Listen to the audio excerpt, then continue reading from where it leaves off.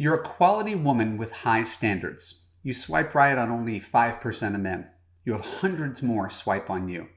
Now you're texting a bunch of guys and you're perpetually shocked at how low quality those conversations are and how few of them lead to actual dates. Why does this happen? What could you do about it? What are you missing here? In this Love You podcast, I'm going to answer those questions and much, much more. Stick around.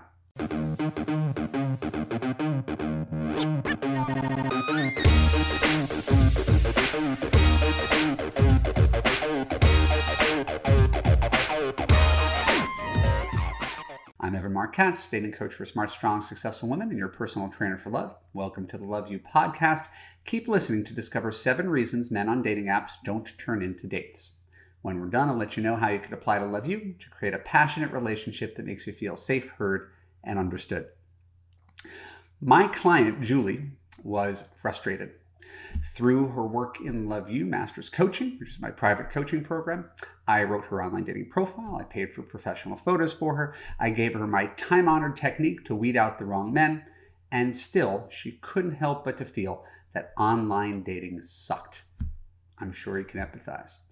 Too many guys sexting, sending emojis, taking random unnecessary photos every morning, checking in once a day without asking questions, texting for weeks without stepping up the conversation, and all she could do was ask me, why? Why does this keep happening? Well, before I answer that question, I want to emphasize this. If you're dating the way that I teach in Love You, using my methodology for screening men, the frustration means that this process is working. Right? Fascinating, isn't it? If you do it my way, you might discover that you get more friction, more frustration, more disappointment. Because we're raising our standards for how a guy should treat you and how a guy should court you. If a guy ignores your longer texts, if he flakes out for a week, if he doesn't show up for a scheduled phone call or FaceTime, tells you everything you need to know about how motivated he is to meet you and develop a relationship with you. Remember, you don't need 50 guys a week to take you out on Saturday night. You can't do that. You only need one guy. So that's something that we get into much further depth on when it comes to coaching in person. For now, let me do my best to mansplain this situation with all the guys who contact you and don't follow through. Reason number 1, he's swiping on everybody. Literally everybody. It's not a compliment, it's game theory. His job is to swipe right on everybody, give himself as many opportunities he has at the plate. It's not personal, it's not flattery. It's just something guys do because it gives them more options. Reason number 2, he doesn't know who to focus on. Think of it like the kid who orders too much food, right, but can't eat it all. Right? They say your eyes are too big for your plate. If a guy swipes right over a couple days on 500 women, expecting rejection, getting rejected by 450, but 50 of them actually swipe back, what is this guy realistically supposed to do with 50 women? How can he reliably text 50 women at once? That's right, he can't. Reason number 3, there's always someone more attractive to him. You know how there's some guys online who are just simply hotter than others? And you ask yourself, right, even though you're trying not to be shallow, you ask yourself, why would I text the 5'7" guy if there's a 6'1" guy right next to him? Why would I text the high school English teacher when there's a venture capitalist right after him? Men have the exact same dilemma. In a world of infinite choice, you may want to think that you're special, but reality has a funny way of bringing us all back down to earth. People, men and women, are driven by attraction, not logic, not kindness, not heart. Attraction. Reason number 4, you're also looking for the next best thing. So I get it. It hurts. It stings a little bit when these guys seem to show a measure of interest and don't follow through. And it's easy to take things personally when a guy texts you once and doesn't text you a second time. But aren't you doing the exact same thing to a certain percentage of men? Don't you rate certain guys higher and let other guys go by the wayside, even ghosting them to a point, just not responding to their texts and maybe keeping other guys on the back burner until one of your favorites doesn't pan out? That's what happens when exciting new candidates emerge and there's an infinite amount of choice. So when it comes to dating apps, in order for anything to get off the ground, and think about it, it's a world where there's only two things that matter, right? It's photos and texting. There's nothing else to this very simple medium. So in a world where it's all looks and quick texting, and there's not a real connection, there's no real depth of experience with the person, you need to have a lot of momentum. It's hard to have a lot of momentum when you have to spread your attention over so many people.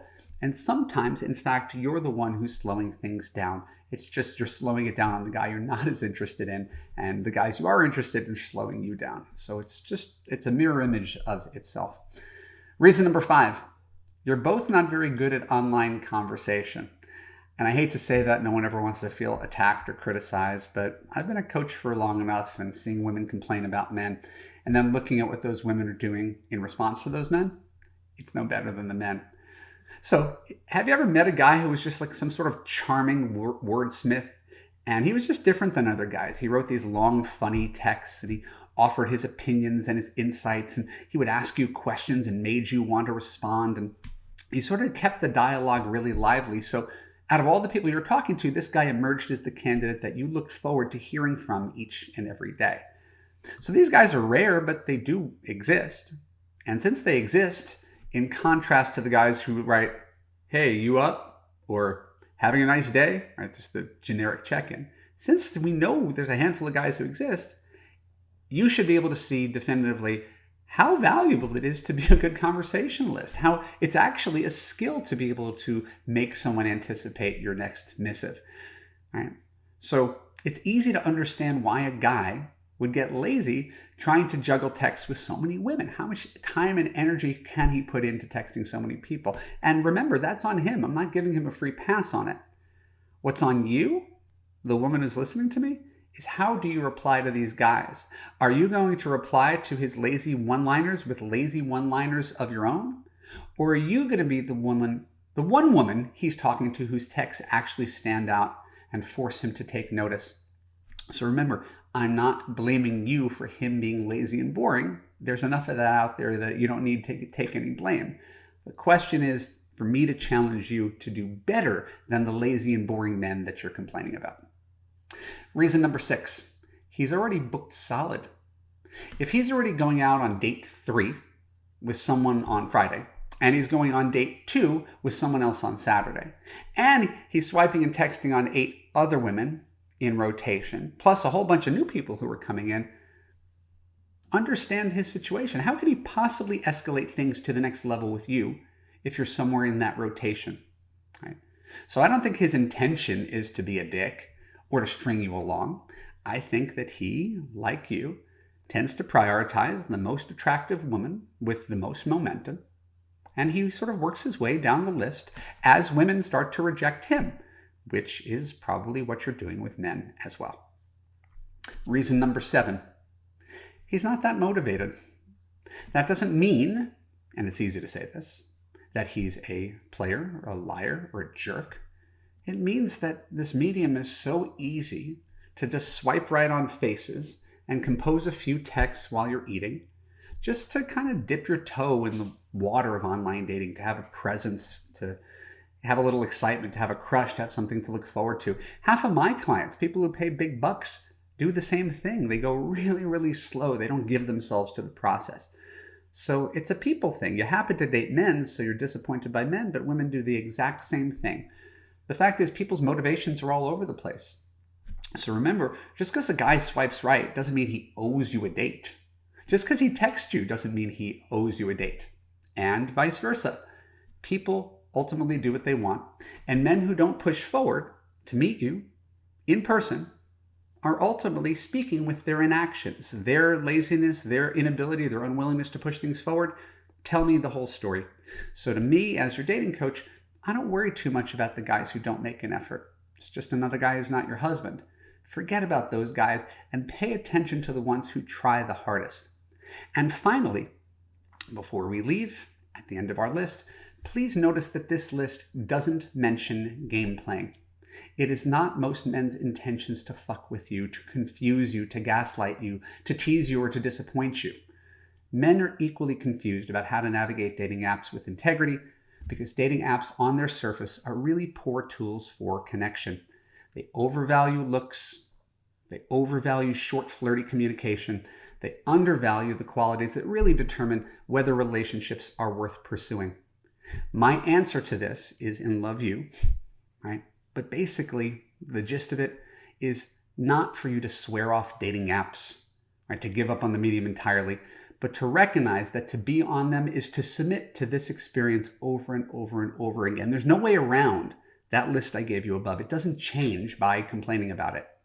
So your job is either to determine you'd prefer old school online dating at Match.com, OkCupid, with longer profiles and emails designed to forge real connections before texting, or to make the most of the dating apps, which means writing longer texts and keeping modest expectations for the percentage of men that are going to go from first swipe to first date. I hope this podcast helped you understand why men from dating apps don't turn into first dates. I would love to hear your comments below. Thank you so much for listening. I'll see you soon. My name is Evan Mark Katz. Thanks for tuning into the Love You podcast. For more episodes like this on YouTube, click on the subscribe button, ring the bell, and choose all to ensure you get notified when new content comes out. If you're listening to the audio podcast, please share an honest review on Apple. More reviews equals more awareness, and more reviews actually make me really happy. So please take the time, 30 seconds, say something nice, make my day, and get more people to hear the Love You podcast. And most importantly, if you're sick of hearing about how to date better, but you actually want to take these ideas and put them into practice, go to the link below, www.evanmarkkatz.com, and watch my free video right there on the homepage that says watch free video. And the video is all about how to gain confidence, attract quality men, and fix your broken man picker. When you're done, you could apply to Love You to join hundreds of other smart, strong, successful women from around the world in a coaching community where women like you actually get the unconditional love that you deserve. Can't wait to see you there. Take care. Bye-bye.